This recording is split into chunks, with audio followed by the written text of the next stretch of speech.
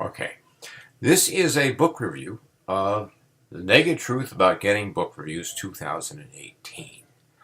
I did not buy it with the account that I'm doing this video on. So although the author says that you should really want verified reviews, I actually did buy this, but I don't do the reviews on the same Amazon account that I purchase my Kindle books. So that, of course, creates a problem. The author says that your verified reviews are much more valuable than non-verified reviews. Now, she is, or I assume she still is, a top 10,000 reviewer and knows a bit about doing reviews. And her beginning of her book is about the difficulty in getting top reviewers to review your book.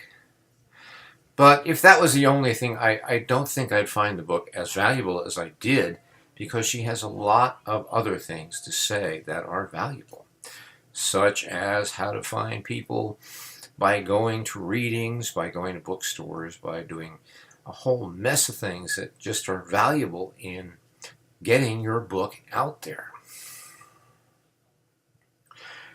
One thing I did have a problem with is that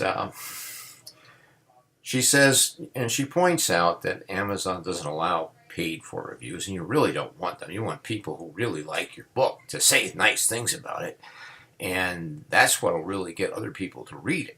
But she mentions Kirkus Reviews and mentions that it's $425. Not that I'd have it either. She said she didn't have it. But if that's a paid review, what do you do with it? And she never mentions that. And that was something that I kind of wondered about. One thing I found to be very valuable is that she mentioned that Goodread reviews are much more valuable to libraries.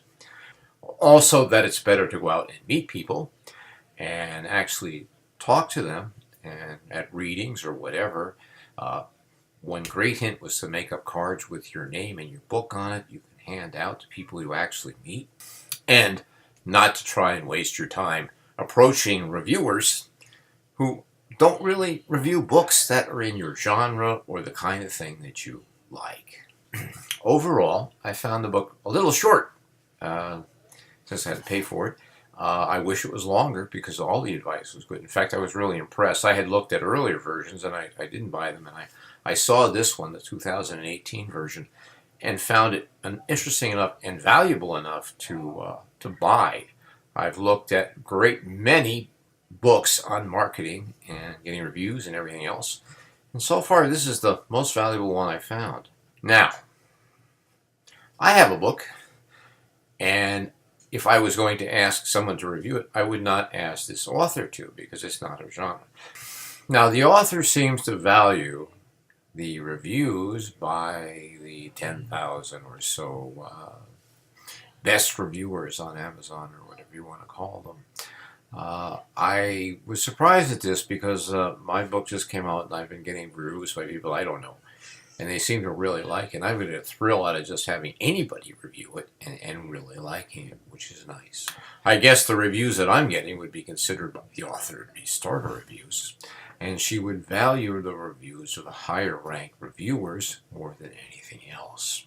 It's one thing I'm not quite sure about, because I do get a thrill out of all the reviews I get. But if you like Michael Connelly's Harry Bosch, and you're interested in settings like C.J. Box's Wilderness for Joe Pickett, and you like a character like Jack Reacher by Lee Child, you may like my book Winslow, and you can find it on Amazon.com.